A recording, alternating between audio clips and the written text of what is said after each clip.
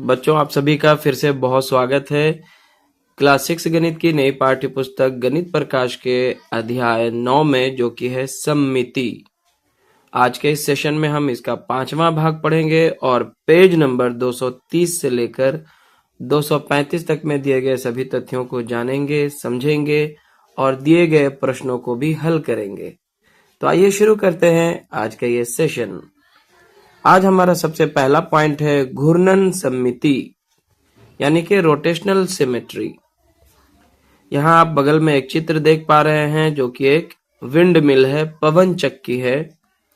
चित्र में दर्शाई गई कागज की पवन चक्की या विंड मिल सममित जैसी दिखाई देती प्रतीत होती है, परंतु यहाँ कोई सममिति की रेखा नहीं है।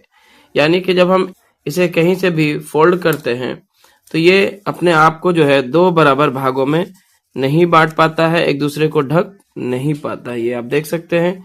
इस तरह से भी अगर आप करेंगे तो भी ये एक दूसरे को ढक नहीं पा रहा है, यानी कि ये एक सममित आकृति नहीं है। हालांकि इसमें जो है घूर्णन सममिति है, जिसका वर्णन आगे आ रहा है। दूसरी ओर यदि आप इसे केंद्र पर यानी कि लाल बिंदु के पारित 90 डिग्री पर घुमाएंगे तो यह पवन चक्की ठीक पहले जैसी दिखाई देगी। जैसे कि ये अभी मान लिया जाए इस तरह से है, यहाँ पे आप देख सकते हैं। ये मान लिया जाए कि सेम टू सेम यही पवन चक्की है जो इस पोजीशन में अभी है। चलिए चिन्ह के तौर पे यहाँ हम एक एरो बना देते हैं कि ये अभी इस स्थिति में है। ठीक है, यहाँ पे मैं एक पॉइंट ले लेता हूं। इसे जो है 90 डिग्री घुमाते हैं। ये एक बार हमने घुमा लिया, लेकिन आप देखेंगे तो जो पवन चक्की है अभी भी सेम टू सेम वैसा ही दिखाई दे रहा है। एक और बार घुमाते हैं 90 डिग्री पे, ठीक है, फिर से वैसा ही दिखाई दे रहा है। तीसरी बार और 90 डिग्री घुमाएंगे तो ये फिर से जो है ये वैसा ही दिखाई दे रहा है जैसे कि प्रारंभिक स्थिति में था। और चौथी बार में जो है फिर से ये फिर से वैसा ही दिखता है, लेकिन ये चौथी बार में इसका घूर्णन क्या होता है, कंप्लीट हो जाता है। ये वापस एरो जहां पे हमने डाला था, एरो वापस वहां पे आ चुका है। यानी कि 4 चक्कर में ये जो है अपना पूरा घूर्णन कंप्लीट कर लेता है।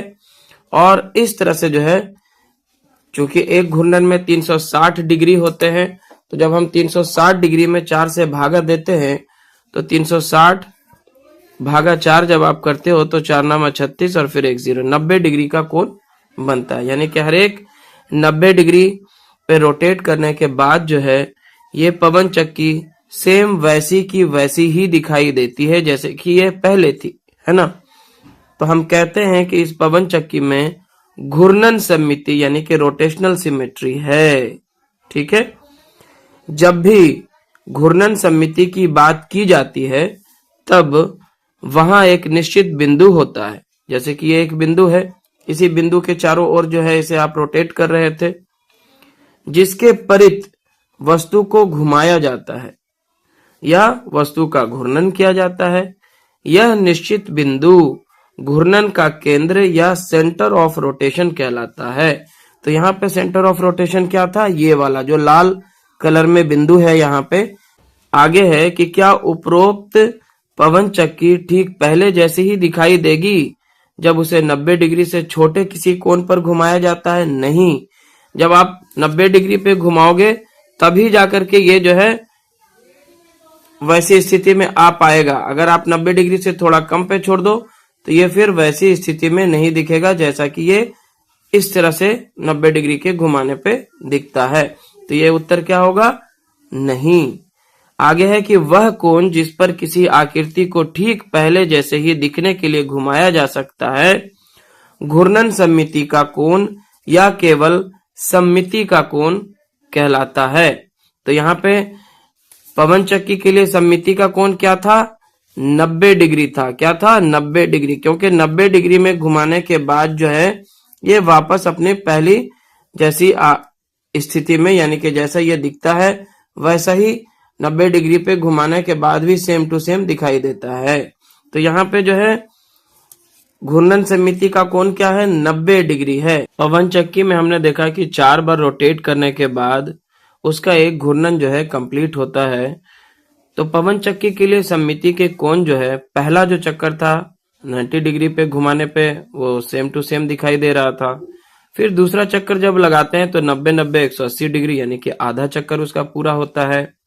और जब तीसरी बार घुमाते हैं तो फिर उसमें 90 डिग्री और ऐड हो जाता है यानी कि 270 डिग्री, 3/4 चक्कर उसका पूरा होता है। और जब चौथी बार घुमाते हैं तो 360 डिग्री यानी कि पूरा चक्कर हो जाता है। देखिए यहाँ पे आप फिर से आप समझिए इस चीज को। जैसे यहाँ पे ये अभी प्रारंभिक स्थिति में है, यहाँ पे हमने इसे 90 डिग्री इस तरह से घुमाया, ठीक है, ये पहला घूर्णन है। दूसरा घूर्णन जब किया इस तरह से, देखिए तो ये 180 डिग्री पे अब घूम चुका है, ठीक है। तीसरी स्थिति जब करेंगे तो ये देखिए यहाँ पे 90 डिग्री और बढ़ा दिए, ये 270 डिग्री हो चुका है। और जब चौथा बार घुमाते हैं तो ये एरो आप वापस यहाँ पे देख सकते हैं, ये 360 डिग्री हो गया, ये चौथा चक्कर है। ध्यान दीजिए कि जब किसी भी आकृति को 360 डिग्री घुमाया जाता है तब वह अपनी प्रारंभिक स्थिति पर वापस आ जाता है, जैसा कि यहाँ पे हमने एरो बना करके रखा था पहचान के लिए कि ये इसकी पहले की स्थिति है। हालांकि 90 डिग्री घुमाने पे फिगर तो सेम टू सेम दिखता है, लेकिन इसकी पहली स्थिति यह है कि यहाँ पे ये वाला जो किनारा है यहाँ पे है, तो ये घूम के वापस जो है 360 डिग्री घूमने के बाद वापस यहाँ पे ये आ पाता है। अतः 360 डिग्री सदैव सममिति का एक कोण होता है। तो किसी भी आकृति, कोई भी रैंडम आकृति आप ले लो, 360 डिग्री घुमाने के बाद वो वापस अपनी स्थिति में आ ही जाएगा, चाहे उसमें उसके अतिरिक्त कोई अन्य घूर्णन सममिति हो या ना हो, एक तो सबका ही होता है। इस प्रकार हम देखते हैं कि पवन चक्की के सममिति के 4 कोण हैं। क्या आप किसी एक अन्य आकृति के विषय में जानते हैं जिसके सममिति के ठीक 4 कोण होते हैं? तो जी हाँ, हम लोग वर्ग को जानते हैं। वर्ग जो 4 भुजाओं से बनी एक आकृति होती है, इसकी चारों भुजा बराबर होती है, चारों कोण 90 डिग्री के होते हैं। एक वर्ग के कितने सममिति कोण हैं? तो एक वर्ग के 4 सममिति कोण होंगे। प्रारंभिक वर्ग प्राप्त करने के लिए उसे कितने घूर्णन की आवश्यकता होगी, इसे यहाँ पे करके भी दिखाया गया है। 90 डिग्री के घूर्णन के बाद हमें एक अतिव्यापी यानी कि ओवरलैपिंग वर्ग प्राप्त होते हैं, यानी कि 90 डिग्री घुमाने के बाद भी अगर उसको आप इसी पे लाके रख देंगे तो वर्ग तो सेम टू सेम दिखाई देगा। यह घूर्णन बिंदु ए को बिंदु बी की स्थिति पर, बिंदु बी को बिंदु सी की स्थिति पर, बिंदु सी को बिंदु डी की स्थिति पर तथा डी को फिर से बिंदु ए की स्थिति पर पहुंचा देता है। क्या आप जानते हैं कि घूर्णन के केंद्र को कहाँ चिन्हित करना है? तो यहाँ पे आप देख सकते हैं ये जो है घूर्णन का केंद्र है, जहां से दोनों, देखिए घूर्णन का केंद्र क्या होगा, पहले आप एक विकर्ण यहाँ पे ऐसा खींचेंगे, फिर दूसरा विकर्ण यहाँ से ऐसा खींचेंगे, जहां पे दोनों विकर्ण एक दूसरे को कट करेंगे वही क्या होगा, वर्ग का केंद्र होगा। और हमें इसी केंद्र के चारों ओर जो है वर्ग को क्या करना है, मूव करना होगा। यहाँ पे आप चित्र में देख सकते हैं कि इसे जो है इस तरह से घुमाया जा रहा है, ठीक है, इस तरह से। तो मान लिया जाए कि मैं एक वर्ग लेकर आता हूं जिसका नाम ABCD है, इसको मैं केंद्र मान लेता हूं। इसे हम 90 डिग्री पर इस तरफ से घुमाएंगे। जैसे ही इसे एक बार 90 डिग्री पे घुमाते हैं तो देखिए क्या होता है, A जो है वहां पे B आ जाता है, और जहां पे B था वहां पे C आ जाता है, और जहां पे C था वहां पे D आ जाता है, ठीक है। और D जहां पे था वहां पे क्या आ जाता है, A आ जाता है। जैसे देखिए D पहले यहाँ पे था, अभी D के जगह पे क्या आ चुका है, A आ चुका है। तो ये हमारा 90 डिग्री का घूर्णन हुआ। जब इसे और 90 डिग्री घुमा दें, यानी कि जब हम इसे 180 डिग्री पे घुमा दें टोटल, तो ये स्थिति बनेगी जैसा कि चित्र में नीचे दिया गया है। यहाँ पे B हो जाएगा, A जो है यहाँ चला आएगा, तो यहाँ पे आप देख सकते हैं कि A जो है यहाँ पे आ चुका है, ठीक है। एक बार और जब इसे 90 डिग्री पे आप घुमा देंगे, ठीक है ना, तो स्थिति ये बनेगी जो यहाँ पे 270 डिग्री पे दिखाया जा रहा है। तो यहाँ पे फिर से हम एक बार घुमाते हैं इसको 90 डिग्री पे, चलिए, तो ये स्थिति बनेगी, है ना। यहाँ पे देखिए डी इधर आ जाएगा। आप देख सकते हैं कि डी यहाँ पे आ चुका है और ये कॉर्नर पे बी आ चुका है। तो यहाँ पे आप देख पा रहे हैं एक घूर्णन और करेंगे जो कि चौथा घूर्णन है और ये 360 डिग्री पहुंचने का घूर्णन है। तो एक और जैसे ही घुमाते हैं तो ये पुनः ए जो है वापस अपनी स्थिति में आ जाता है। तो ये जो है चौथा घूर्णन करने के बाद आता है जो कि यहाँ पे दर्शाया गया है। क्लियर है? चलिए, तो इस तरह से आप समझ सकते हैं कि वर्ग में भी कितनी घूर्णन समिति है, कुल मिलाकर 4 है। पहली स्थिति में जो है इस तरह से बनेगा, ये 90 डिग्री रोटेट करने के बाद हुआ है और ये 90 डिग्री का रोटेशन है। यहाँ पे जो है ये 180 डिग्री रोटेट करने के बाद ये पोजीशन बनेगी। ए जो है पहली स्थिति में यहाँ पे था, रोटेशन देखिएगा इस डायरेक्शन में हो रहा है, ऐसा हो रहा है, एरो को आप देख के समझें। तो ए जो यहाँ था वो कहाँ चला आएगा, यहाँ पे आ जाएगा पहली स्थिति में 90 डिग्री पे। और फिर यहाँ से वो अगली बार जो घुमाया जाएगा तो यहाँ से वो कहाँ चला जाएगा, यहाँ पे आ जाएगा। तो यहाँ आ चुका है। अगली बार जब आप घुमाएंगे तो यही ए कहाँ चला जाएगा, यहाँ पे, तो जो कि आप देख सकते हैं यहाँ पे। और जब फिर एक बार और घुमाएंगे तो ये यहाँ से कहाँ चला आएगा, अपनी प्रारंभिक स्थिति में, जो कि स्टार्टिंग में ए यहाँ पे था, जो कि आप यहाँ पे देख सकते हैं। ठीक है, आई होप कि आप इसे बहुत अच्छे से समझ गए होंगे। आगे बढ़ते हुए हम पेज नंबर 232 में आ चुके हैं। यहाँ पे है एक उदाहरण, नीचे दी गई पट्टी के लिए सममिति के कोण ज्ञात कीजिए। हमारे पास एक पट्टी है जो इस तरह से हम देख पा रहे हैं, बिल्कुल इस तरह की पट्टी है। मैंने उसी का जो है एक कॉपी ले लिया है, समझिए तो।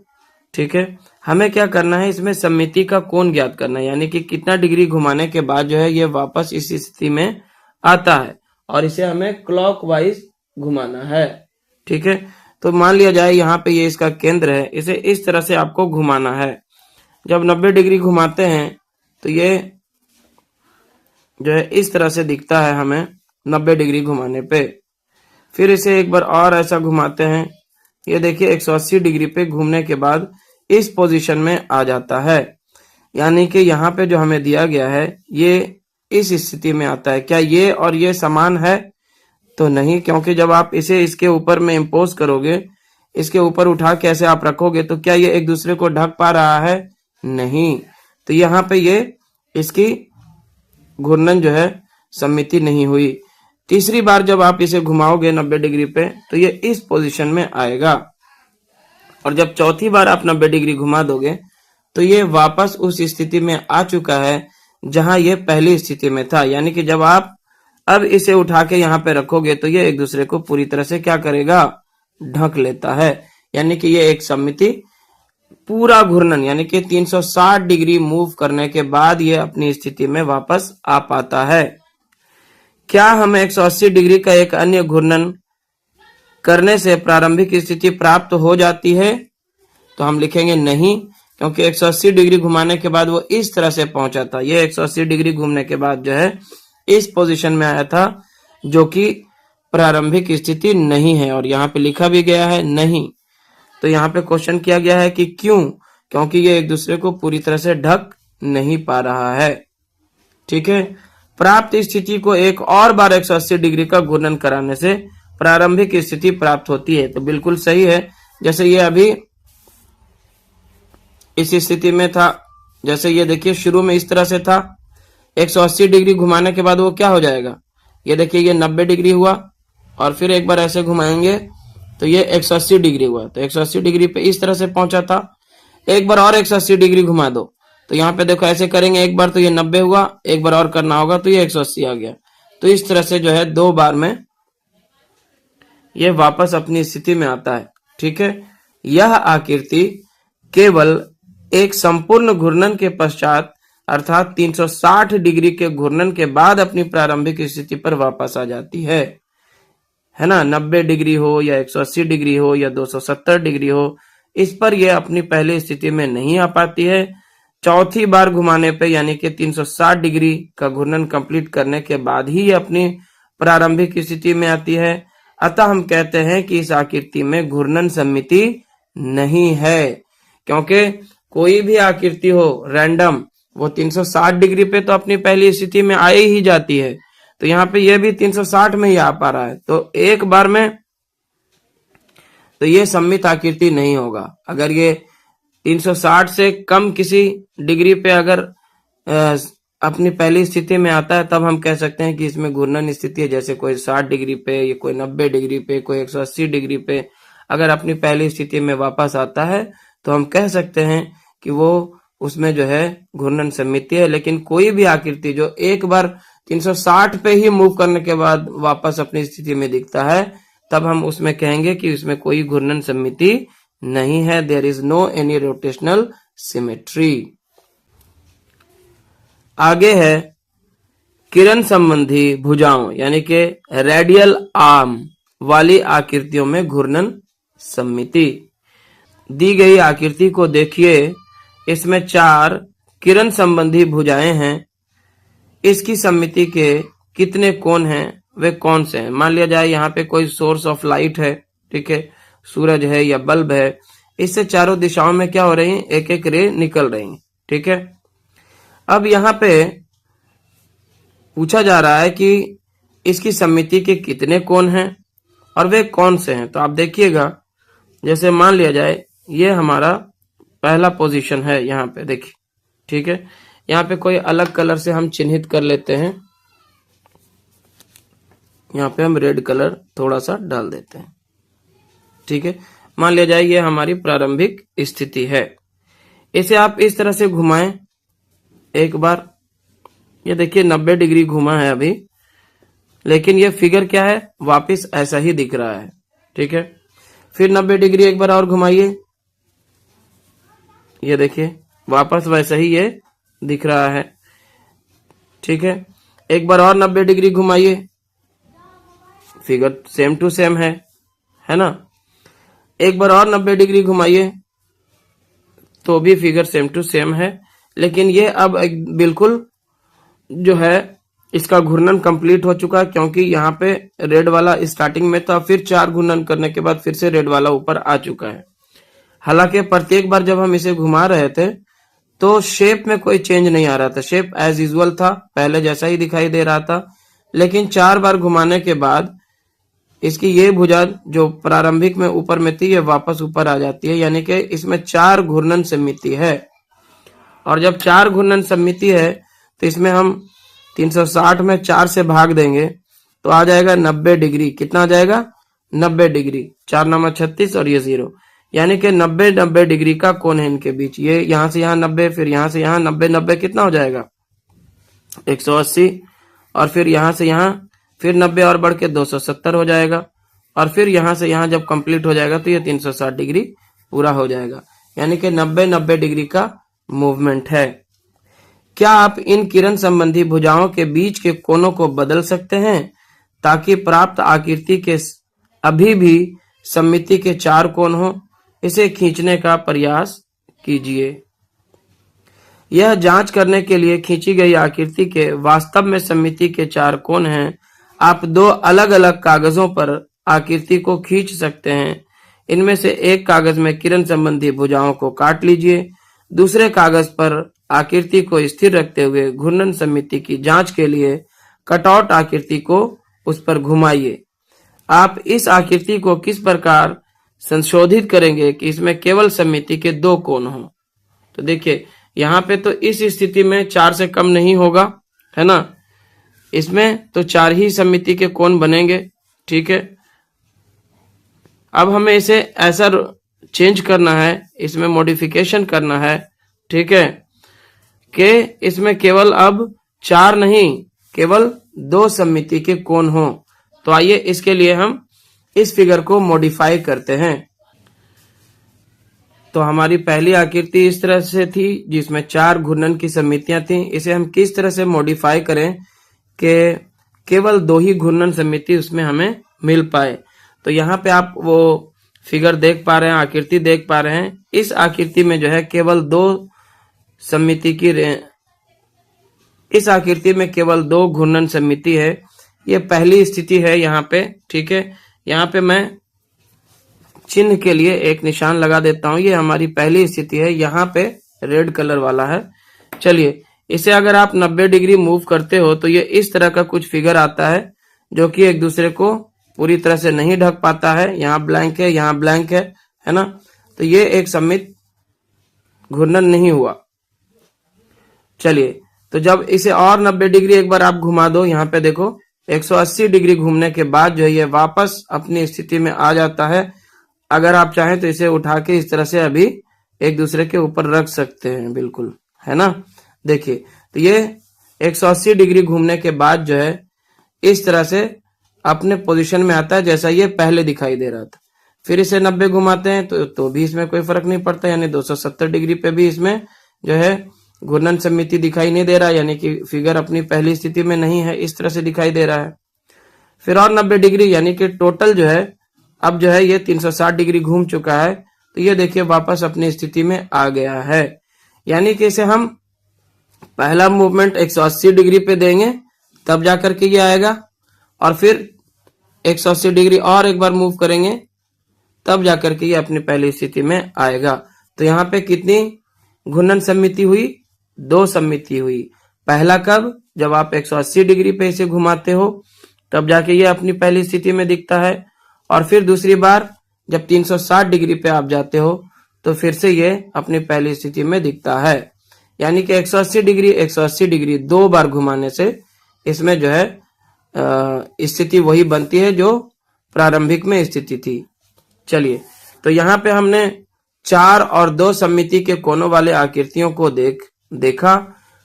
क्या हम एक ऐसी आकृति प्राप्त कर सकते हैं जिसमें ठीक 3 सममिति के कोण हो? क्या आप इसके लिए किरण संबंधी भुजाओं का उपयोग कर सकते हैं? तो केवल 3 सममिति के कोण के लिए हमारे घरों में जो सीलिंग फैन होता है उसमें 3 पंख वाले जो पंखे लगे होते हैं वो इस तरह की स्थिति में आता है। आइए नीचे दी गई आकृति के अनुसार 3 किरण संबंधी भुजाओं को लेकर प्रयास करें। इसमें कितने सममिति के कोण हैं तथा ये कौन से हैं? नीचे 3 किरण संबंधी भुजाओं वाली एक आकृति दी गई है। आप ध्यान से देखें, हमारे घरों में जो पंखा होता है वो इस तरह का नहीं होता, क्योंकि यहाँ पे जो तीनों पंख हैं वो समान दूरी पे नहीं दिखाई दे रहे हैं। यहाँ पे दूरी कम है, यहाँ पे दूरी अधिक है, यहाँ पे भी दूरी अधिक है ना। ये समान दूरी पे स्थित नहीं दिखाई देता है। इस आकृति की एक प्रति बनाइए और काट लीजिए। इस आकृति पर कटआउट को घुमाकर इसके घूर्णन कोण निर्धारित कीजिए। चलिए, तो यहाँ पे एक इसी तरह का मैं ले लेता हूं। ये रहा हमारा, इसी का आकृति है, सेम टू सेम लगभग में, ठीक है। इसे आप 90 डिग्री पहले घुमा के देखो। 90 डिग्री जैसे ही आप घुमाते हो तो ये कुछ इस तरह का दिखता है, इस तरह का दिखता है। ये क्या एक दूसरे को ढक पा रहा है? नहीं। फिर 90 डिग्री आप घुमाते हो तो ये कुछ इस तरह का दिखता है। फिर 90 डिग्री आप घुमाते हो तो ये कुछ इस तरह का दिखता है। फिर आप 90 डिग्री से घुमाते हो तो ये कुछ बराबर अपनी स्थिति में आ पाता है। यानी कि ये टोटल 360 डिग्री घूमने के बाद ही इस स्थिति में आया जैसा कि ये पहले था। बाकी ना तो 90 डिग्री पे ना ही 180 डिग्री पे ये अपनी प्रारंभिक स्थिति में नहीं आ पाता है। केवल 360 डिग्री घूमने के बाद ही ये वापस अपनी स्थिति में हमें दिखाई देता है। ये एक घूर्णन कंप्लीट करने के बाद ही। चलिए, इसे आप एक घूर्णन के लिए आप इस तरह से समझे। मान लिया जाए कि यहाँ पे मैं चिन्हित कर देता हूँ, ठीक है।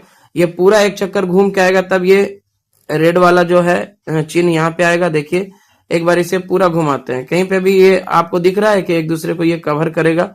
यहाँ पे भी देख सकते हैं आप, नहीं कर रहा है। इसे और घुमाते रहे जब तक कि रेड वाला जो चिन्ह है यहाँ पे वापस ना आ जाए। ये कहीं पे भी एक दूसरे को ढकता हुआ नहीं दिख रहा है।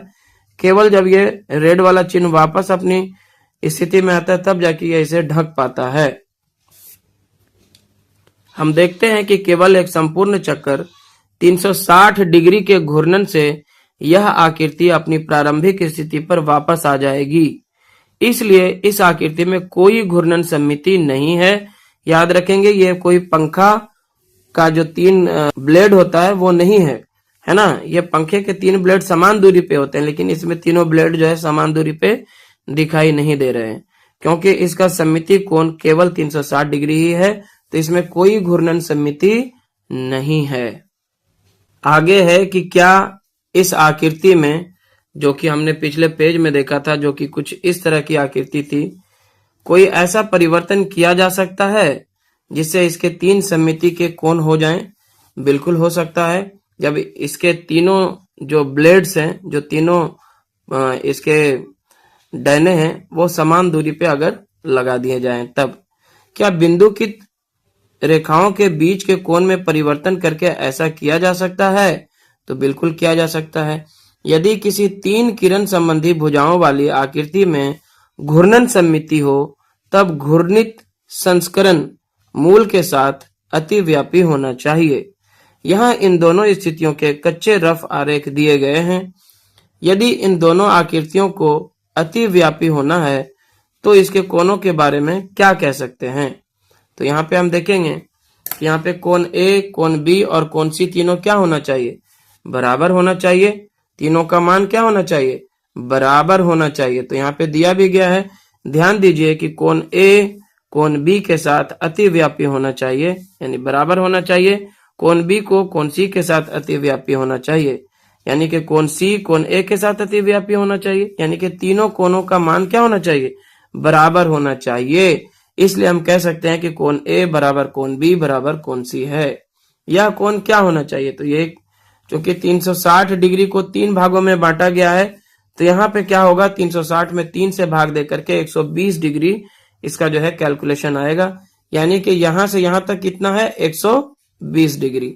ये भी 120 डिग्री है और ये भी 120 डिग्री है। तीनों मिलाकर कितना हो जाएगा? 360 डिग्री। इस प्रकार किरण संबंधी भुजाओं वाली तीन भुजाओं की आकृति घूर्णन सममिति तब दर्शाती है जब आसन्न, यानी कि अगल बगल जो इनके बिंदुकित रेखाओं के बीच, ये जो रेखा है और ये जो रेखा है, इनके बीच है ना 180 डिग्री का कोण होता है। ठीक है। इस परीक्षण का सत्यापन करने के लिए कागज के कटआउटों का उपयोग कीजिए। इस पे आप ट्रेस करके बना लें या फिर कार्बन से बना लें और इसी शेप का जो है आप एक आकृति बना लें। ठीक है। और उसके बाद इस स्थिति में रखें आप इसको। प्रारंभिक स्थिति में ये ऐसा दिखना चाहिए। ठीक है। और उसके बाद आप क्या करोगे? इसे 120 डिग्री पे रोटेट करोगे। 120 डिग्री रोटेट करने पे क्या होगा? ये जो लाल वाली लाइन थी, ये 120 डिग्री घूमने के बाद यहाँ पे आ जाएगी, है ना? इस तरह से हो जाएगा। और फिर 120 डिग्री जब आप घुमाओगे तो यही लाल लाइन जो है वापस कहाँ आ जाएगा? यहाँ पे आ जाएगा। ये 240 डिग्री हो गया। 120 दो बार घूम चुका है। और फिर जब एक बार और 120 डिग्री आप घुमाओगे तो ये जो लाल रेखा अभी नीचे है वापस यहाँ पे आ जाएगा, यानी कि इसकी घूर्णन क्या हो गई? कंप्लीट हो गई। जैसे 120 डिग्री पे घुमा, है ना, तो यहाँ तक आया एरो, देखिए आप। फिर 120 डिग्री और घुमाया तो यहाँ 120 और फिर 120, 240 हो गया।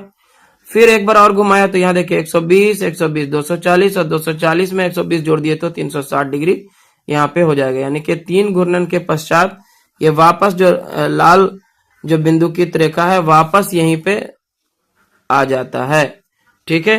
तो इस तरह से आप इसे आसानी से समझ सकते हैं।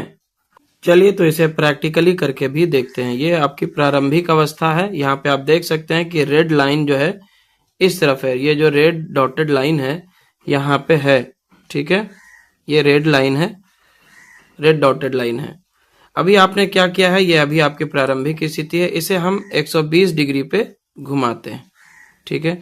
120 डिग्री घुमाने के बाद जो है ये यहाँ पे आ गया। ये पहली स्थिति है। फिर इसे 120 डिग्री घुमाया तो ये दूसरी स्थिति है यहाँ पे। ठीक है।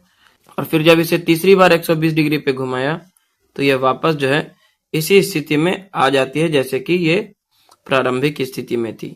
ठीक है। तो ये आप बिल्कुल आप समझ गए होंगे। और आगे पेज नंबर 235 में यहाँ पे कुछ पूछा जा रहा है, जैसे आइए हम और आकृतियां ढूंढें। पहला है, क्या आप किरण संबंधी भुजाओं को लेकर ऐसी आकृति बना सकते हैं जिसमें ठीक 5 सममिति के कोण हो? तो इसके उत्तर में हम लिखेंगे हाँ।